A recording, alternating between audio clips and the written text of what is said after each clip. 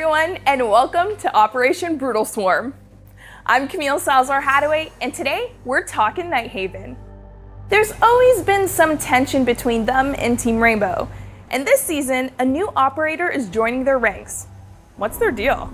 Creative Director Alexander Karpazis is here to enlighten us and to share more on everything that's coming in this season.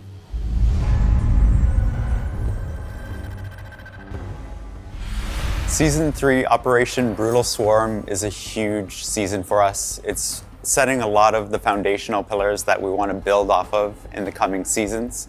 And so there's some big stuff coming. We have Grimm, who's a new operator from Singapore, who's joining Nighthaven, who's a fantastic, aggressive intel gatherer. And we also have an additional map coming to the mix that we hadn't planned on before, and it's a nice surprise for our community. And we have some interesting updates that are really important to us too, such as the reputation system, the next phase of it coming online.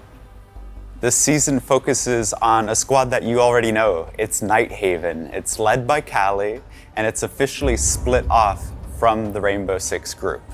We see Grimm joining the squad now, and we'll get even more information about what the squad is up to at the launch of the season. We've already communicated with the community about changes that are happening to the roadmap. We saw our map from Season 3 slip to Season 4, but we also wanted to create some surprises as well, which is an additional map that you all know and love already. We also wanted to highlight some of the changes that we're making to the reputation system. We're introducing some features today in the new season, but they also set up new changes for the next season as well. Now that you've heard more about what's coming, it's time to see it in action.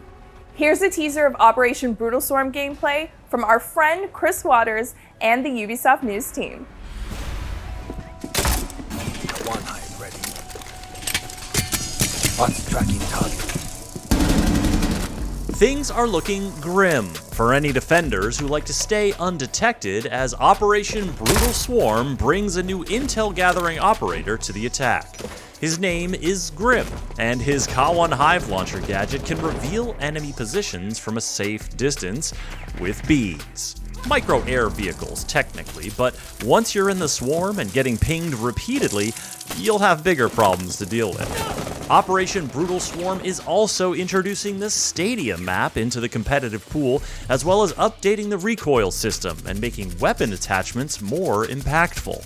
Plus, a new Impact EMP grenade arrives to give more attackers the power to turn out the lights.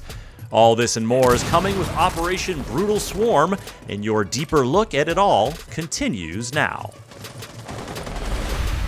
Grimm joins the attackers with a high-tech gadget that can shake up the defenders' positions. Our game designer, Matthew Lacombe, is here to give you more intel about it, but first, we're going to dive into the design and development of Grimm with concept artist Sunshine Kim and director of gameplay design Jeremy Cavan.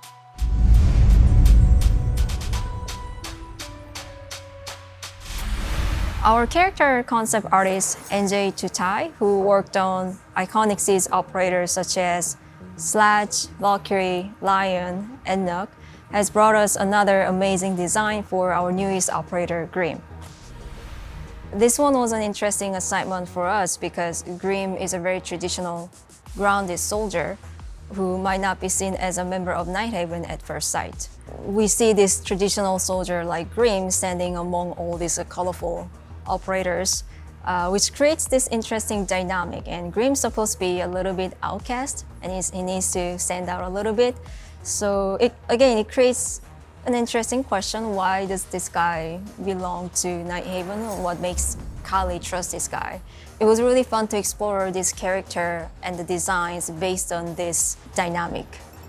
We wanted his design to really reflect the history of Grimm's life, the countless battles and missions that he's been through. So we researched a lot of MMA fighters and athletes to really capture that history of a veteran soldier.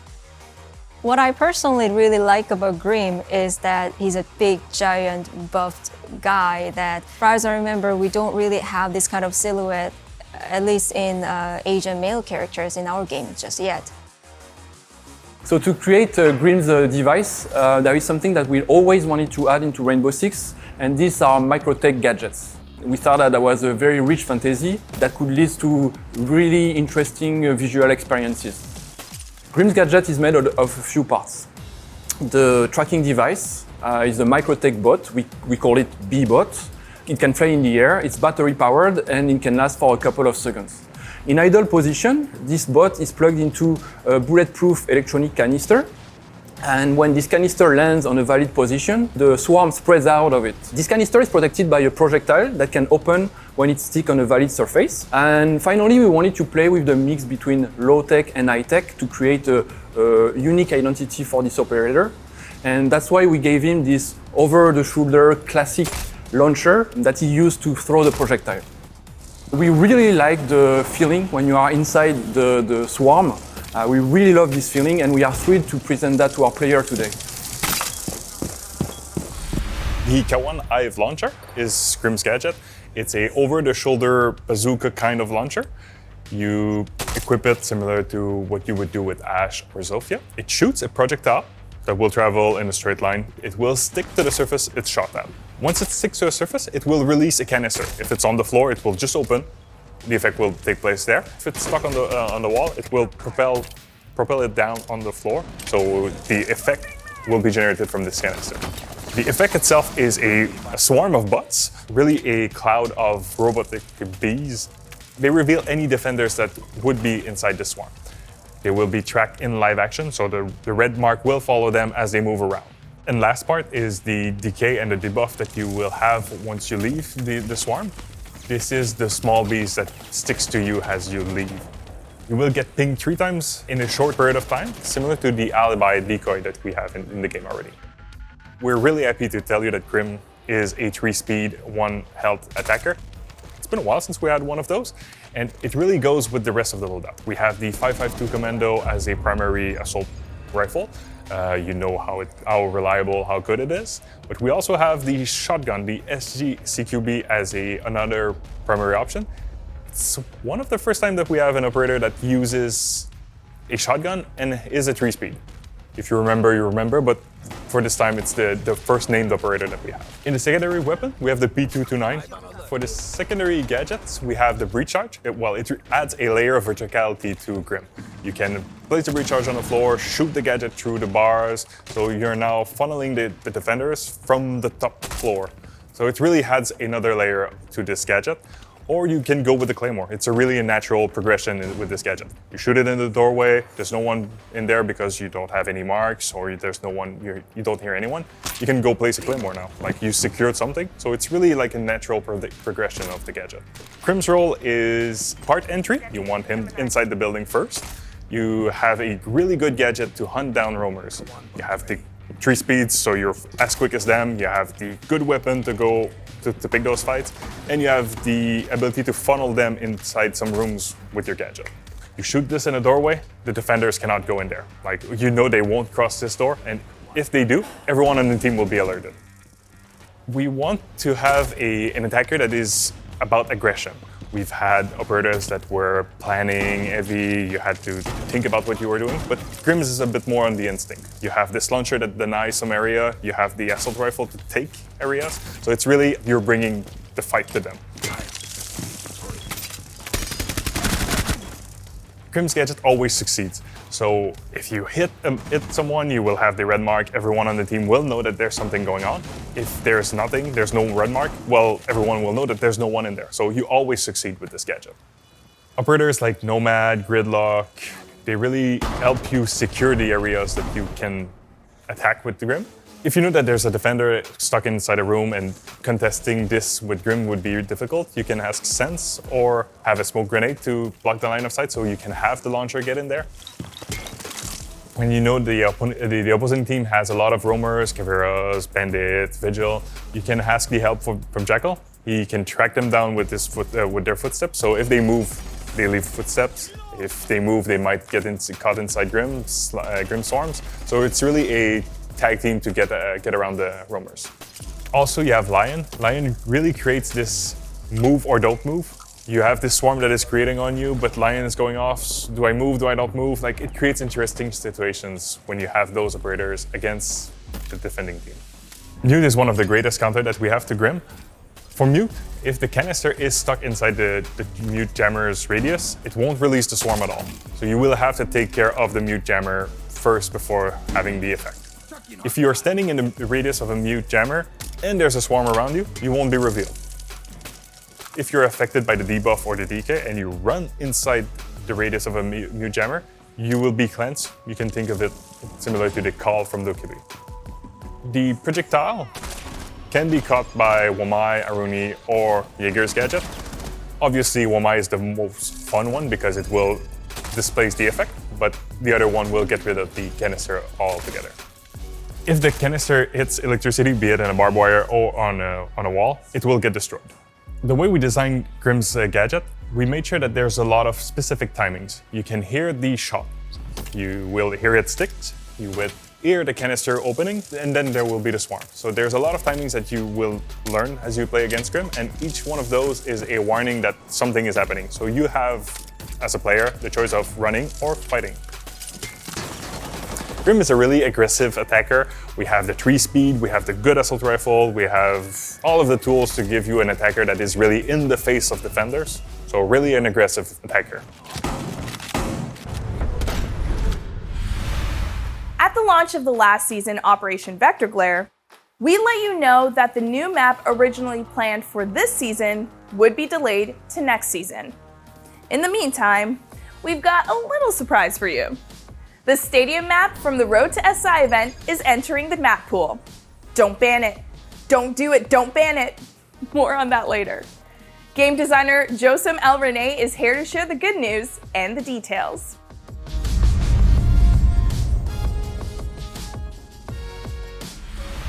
Originally for Season 3, we planned to bring you the Singapore map, but we needed some more time to tweak and finish our polished path. So instead, we will be bringing you something else, the stadium map. So the stadium maps are usually only available during the Road to SI event, but it was kind of a missed opportunity to have them only available a couple of weeks while they are full-blown maps. So while internally we always had a lot of fun playing it, we needed a little bit of outside feedback to be sure that it was ready to be brought to the ranked pool. So we asked a couple of pros to workshop and talked with us, and they had a lot of positive feedback about the map.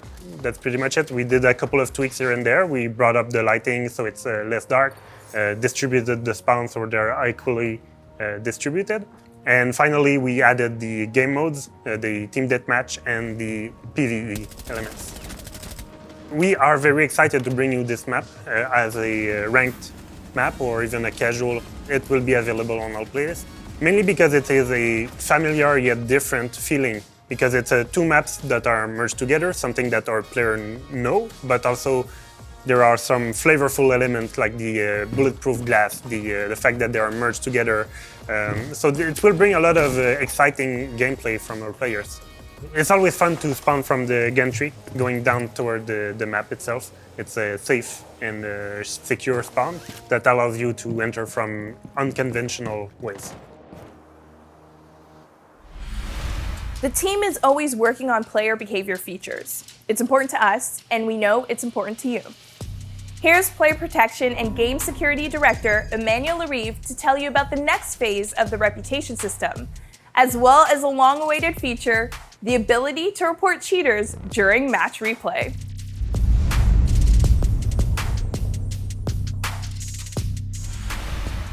Last season, we introduced reputation penalties by adding penalties toward the friendly fire.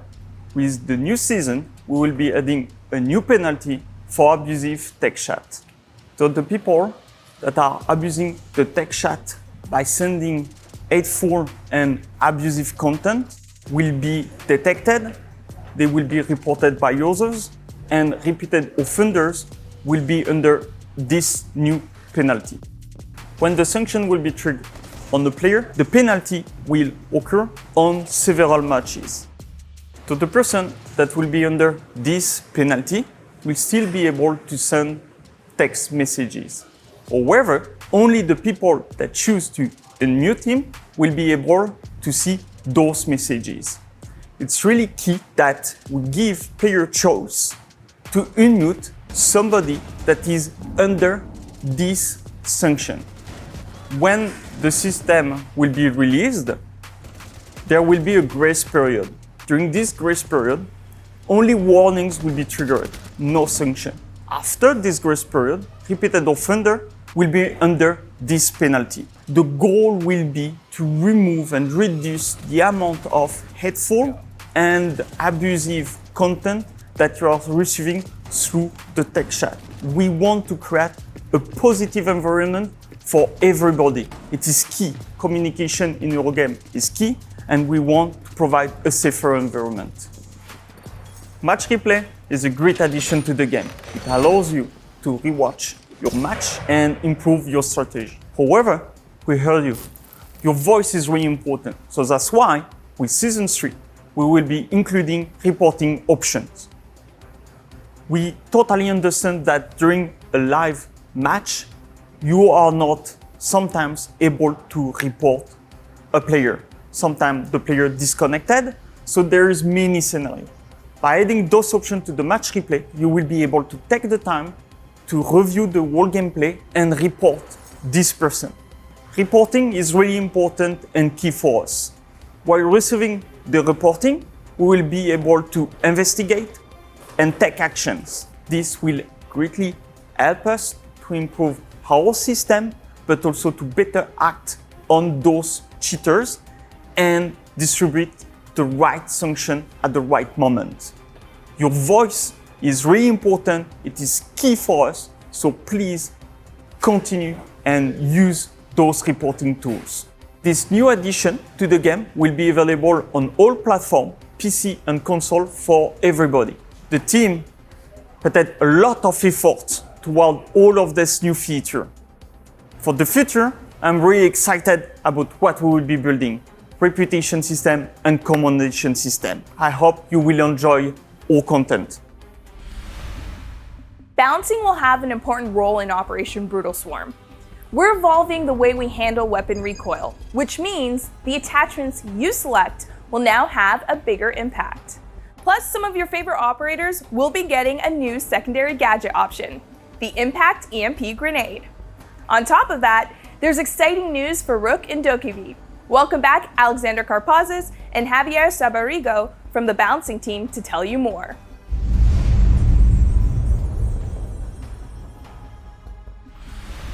So in Brutal Swarm, this is our season of balance. We're taking a good hard look at our weapon handling, and recoil systems, which are scary topics to talk about, but they're very important for our game.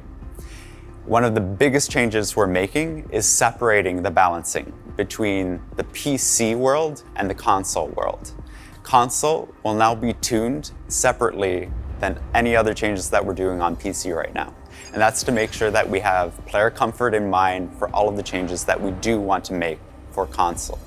That means all of the other changes we're talking about today only affect PC. We're making some changes to the recoil system. What we're looking at with vertical recoil is a stepping ladder of phases for these weapons. For ARs and SMGs, you'll see there's 3 phases, and at each phase, you'll get an increase in recoil. For LMGs, this is even stronger, especially for LMGs on high-capacity magazine weapons. Here, with the horizontal recoil, you can see that the changes aren't as drastic.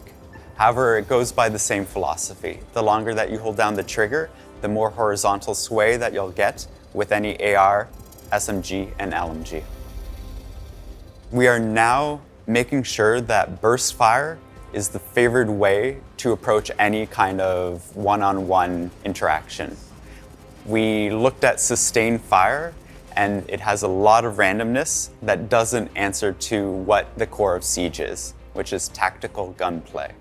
So the big differences here is the longer you pull down the trigger, the more you'll have in recoil. We always want to encourage strategy, holding the correct angle, and crosshair placement over holding down the trigger and spraying and praying.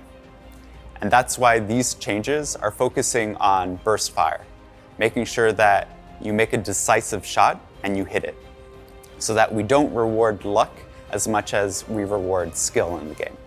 Another reason why this is a big change for us is the idea of bringing customization and the tools to players to make the decisions they want to make when it comes to their loadout. We're really opening up customization and attachments this season because of these changes. If you want to deal with recoil, we give you new options. Muzzle brake and flash hiders are coming to all of these weapon families. We're also bringing more grips, angled and vertical, and more scopes than ever before. That means that you can build your loadout the way that you want to play, and it means that you're not stuck with a meta weapon. The other thing we're looking at too is making sure that every piece of customization is meaningful, that you actually have real choice between them all. Silencers now will be available without the damage debuff, making it that much more interesting to play with. With all of these new changes, we have a new ecosystem of weapons for players to play with. You can figure out what works for you, and it gives new freedom to how you want to play the game, and it also focuses on the tactical gameplay that we have in Siege. One of the positive impacts that are going to come out of this is new weapons that have long been determined not part of the meta or forgotten or nerfed to the point where they aren't used anymore could get a second life. Feedback is always really important for us in Siege, especially when it's something as important as recoil. We organize a creators workshop, bringing people in to experience the gameplay changes, to get their feedback. We had Q&A sessions, and we won't stop there. It's really important for us that we grow on this and that we check to maintain the health of the meta of the game, and we get all of your feedback as well. These are subtle changes that are changing the way that we can introduce new attachments and new ways to play the game, and we really do believe that this reinforces what Siege is all about.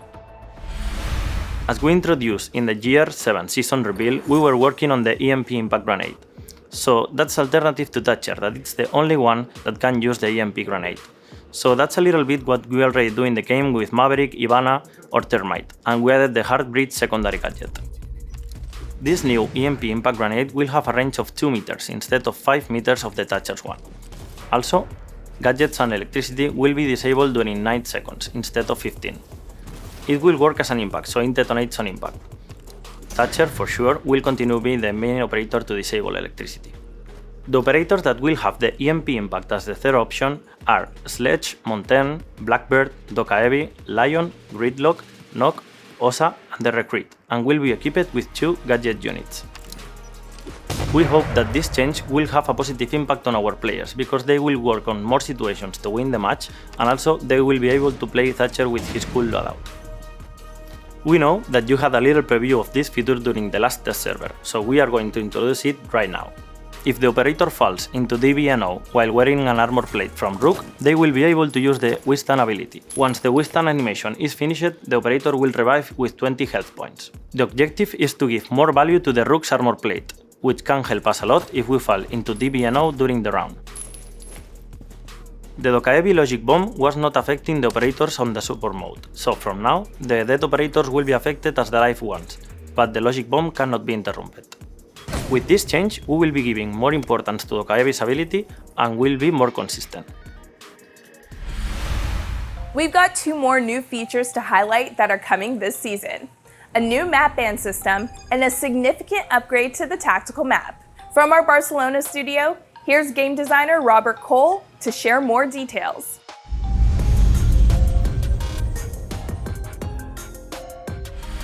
So right now, the way the tactical map works is that it will show the spawn and objective locations, but it's true that it forces players to remember a lot of information, and even if the attackers find the objective, it will not be shown in the tactical map. We're doing a couple of quality of life changes to display the location of the objective once the attackers find it during the preparation phase. The attackers will also be able to see a list of potential objectives by the defense and also an icon next to the locked objectives. This will help players with their map knowledge, and it will also show previously hidden information that maybe more experienced players already knew. But overall, it will help players focus on decisions that matter, like planning their attack instead of feeling lost around the tactical map.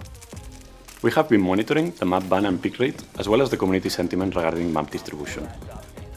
If we take a look at the data right now, we can see how we have 3 to 4 maps with over 10% of the play rate, as well as maps below the 4% mark. We understand the map ban has room for improvements, and we want to address some of these concerns with this season changes. We're changing the map ban phase to contain 5 maps instead of 3. That way, if both teams decide to ban one map, the final decision will be a random between the 3 remaining maps. As well as, if both teams decide to ban the same map, the final decision will be between the 4 remaining maps.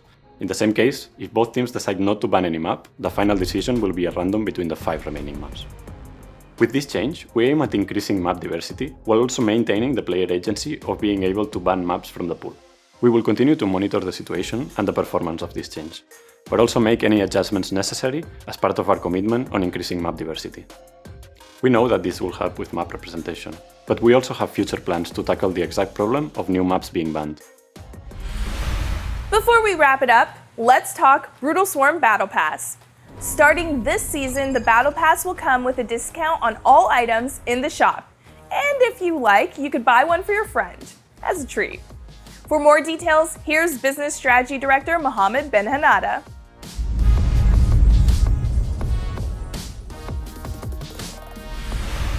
We're truly excited to bring back one of the perks that was in the year pass prior. So we're bringing back the shop discount. So what this means is for the Battle Pass owners, you'll be able to have the 10% shop discount during the season where you have the Battle Pass. And for our year pass owners, you will have it up until the end of year 7. This 10% discount will apply on any items on the shop, whether it's on Arxis credit or Renown. So this means alpha packs, collection packs, elites, or esports items. All of this will be at a 10% reduction. We know that Siege is a game that is best played with your friends. So we want you to be able to also experience the Battle Pass with one of your friends. So during Season 2, we soft launched the Buy for a Friend feature for the Battle Pass. We're more confident in the system now, so in Season 3, we're deploying it everywhere. So what this means is that for you, as a player, you'll be able to purchase the Battle Pass for one of your friends. For the moment, buying the Battle Pass for one of your friends and gifting it is actually going to be only for the same platform as you. But looking in the future, once we'll be cross-platform and cross-progression, this is something that we'll be looking at. The only condition that you have for buying a Battle Pass is that you have to be friends with a person for more than 90 days for now. So the buying for a friend is a feature that we'll be looking into expanding to other type of categories in the future. So maybe we'll look into esports items, elites, but for now, we'll gather your feedback on how it performs around the Battle Pass. And finally, here's when you could play Operation Brutal Swarm on the season test server. Tomorrow. Starting August 22nd, players can suit up as Grimm and put his new gadget to the test. Be sure to share your feedback on R6Fix, and thanks for sticking around to the end for our One More Thing. Castle Elite. Enjoy!